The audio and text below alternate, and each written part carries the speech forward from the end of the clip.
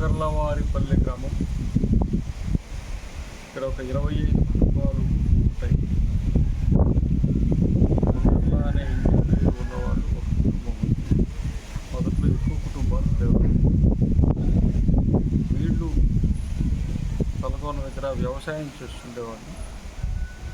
అక్కడ దేవాలయం నిర్మాణం చేయబోతే రాళ్ళు నిలబడకుండా దేవాలయం కుదరకుండా ఉంటే అప్పుడు కొంగర వాళ్ళు అక్కడ రాయిని వాళ్ళు పెట్టిన తర్వాత దేవాలయం నిలబడింది, నిర్మాణం చేశారు.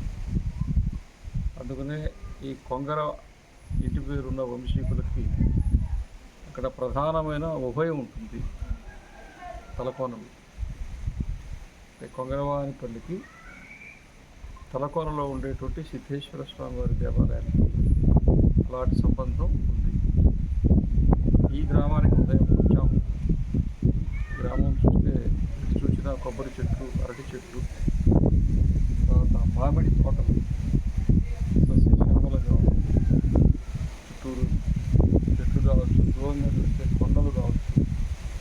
ఒక ప్రశాంతమైనటువంటి వాతావరణంలో 25 కుటుంబాలు ఉండే గ్రామం.